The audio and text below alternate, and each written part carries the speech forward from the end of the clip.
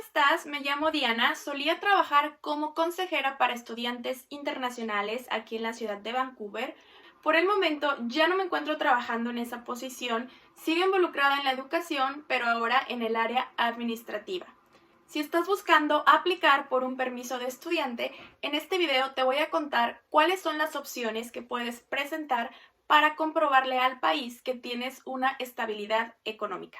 Son varios los requisitos que tenemos que cumplir si queremos venir a Canadá a estudiar, pero cómo comprobar la estabilidad económica es siempre una de las partes más complicadas del proceso. Así que aquí te voy a dar varias opciones para que tengas una aplicación exitosa. Cuando quieres aplicar por un permiso de estudios, puedes hacerlo de diferentes maneras. Puedes hacerlo por ti mismo y así no pagar las cuotas de un consultor migratorio, o puedes pagarle a este para que haga todo tu proceso. Si te quieres evitar todo este proceso de trámites y ya decidiste pagarle a alguien, mi único consejo es que te asegures que este sea un consultor migratorio regulado para que así tus papeles no tengan ningún problema.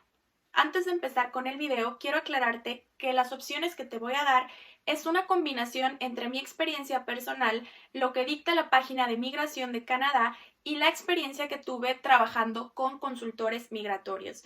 Esto era porque cuando era consejera, yo era la que me encargaba de encontrar la escuela perfecta que se acomodara al presupuesto de mis estudiantes. Sin embargo, cuando teníamos que hacer el proceso de visa, siempre recurríamos a un consultor migratorio.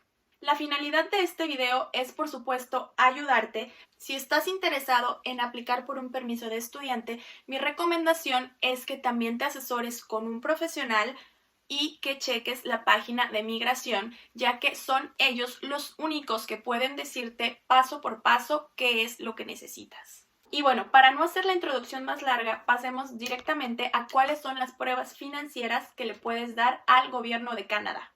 La primera y la que es obligatoria son los estados de cuenta.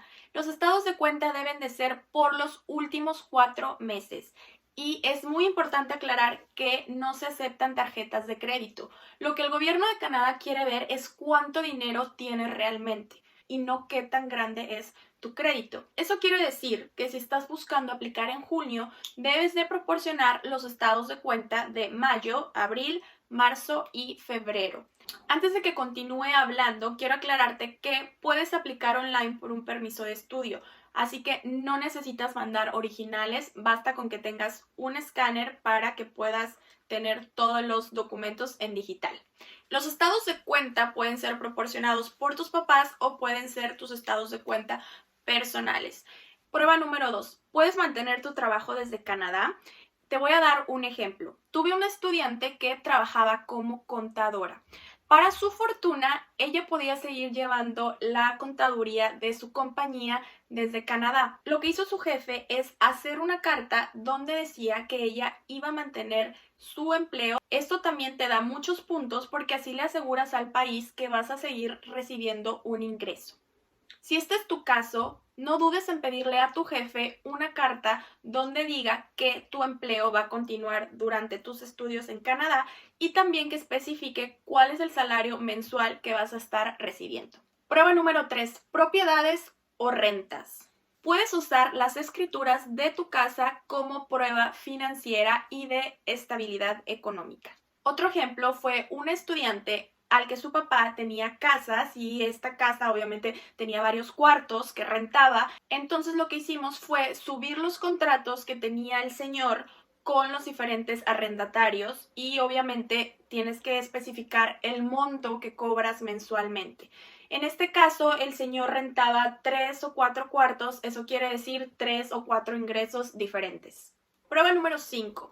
Negocios. Si tú tienes un negocio o tus padres tienen un negocio, también lo puedes usar como prueba de estabilidad económica. Si quieres un ejemplo, me tocó otro estudiante que su mamá tenía una carnicería. Entonces lo que hicimos fue poner la declaración de impuestos del año anterior, donde venía obviamente desplegado las ganancias que había hecho, el nombre de la empresa. Entonces esto también funciona como prueba financiera. Bueno, ahora sí, vámonos rápido con la prueba número 6. Esto es el recibo del pago de tu colegiatura. Esto funciona diferente. Si tú vas a aplicar a una escuela pública, puedes demostrar el pago del primer término o del primer semestre. Generalmente es así como funciona. Si tú estás aplicando por una escuela privada, ahí sí te recomiendo que el pago que presentes, el recibo que presentes, sea por el total de la colegiatura o no menos del 50%. La mayoría de las escuelas privadas te dan la carta de aceptación, que también es un requisito para tu visa de estudiantes. Te dan la carta de aceptación cuando tú haces el pago del 30%. Sin embargo, yo le recomendaba a mis estudiantes que si querían usar este recibo como prueba para su visa, fuera al menos por el 50% de la colegiatura o el pago completo. Si no está en tus posibilidades hacer el pago de más del 30%, te recomiendo que no uses esto como prueba financiera. Es un extra, pero no es de las pruebas más importantes. Digamos que es mucho más importante comprobar que tus estados bancarios estén en buen estado que el recibo de una colegiatura, pero bueno, si tienes los dos, qué mejor. Y número 7, creo que sí es el número 7, es que tu empresa va a pagar por el programa. Esto no es muy común, sin embargo, también tuve casos donde la empresa se comprometía a pagar por el programa de estudios con la condición de que una vez que terminara el programa, el estudiante iba a regresar a su país a aplicar los conocimientos. La prueba número 8, que es más bien un documento opcional, pero en mi experiencia, la consultora migratoria con la que trabajaba siempre, en todos los casos, metía este documento opcional, y esto es una carta compromiso. Si tus papás son los que van a representarte económicamente aquí en Canadá, te recomiendo 100% que hagan una carta que diga que ellos se comprometen a pagar tus estudios. Las cartas compromiso son donde tú puedes explicar un poco más acerca de tu historia.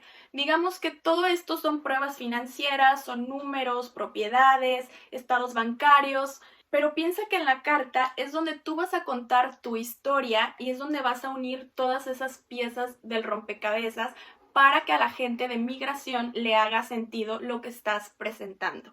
Obviamente no te recomiendo que escribas una carta de más de una cuartilla. Tienes que ser concisa, pero esta es tu herramienta donde te vas a poder expresar. Para cerrar este video, quiero decirte que actualmente la página de migración de Canadá está pidiendo que compruebes un mínimo de $10,000 por año. Eso quiere decir que si tú estás viniendo a estudiar un programa de 2 años, lo que tienes que comprobar son $20,000. Si tú quieres estudiar un año, lo que tienes que comprobar son $10,000. Ahora, dicho esto, es importante que sepas el número que te pide Canadá. De hecho, aquí en la cajita de información te voy a dejar el enlace directo a la sección de aplicar por una visa de estudiante para que tú puedas comprobar todo esto que te estoy diciendo. Y bueno, volviendo al tema, es importante que estés consciente del número que Canadá te está pidiendo, pero al mismo tiempo quiero decirte que no todas las personas podemos comprobar en nuestras cuentas bancarias $10,000 o $20,000. Es por eso que un consultor migratorio se va a valer de mucho más recursos que tus estados bancarios, los recursos que mencioné anteriormente. Si tienes propiedades, recibos de pago de colegiaturas, hay muchas herramientas que puedes usar para comprobar tu estabilidad económica. Si ya llegaste al final de este video, te quiero agradecer por tu tiempo.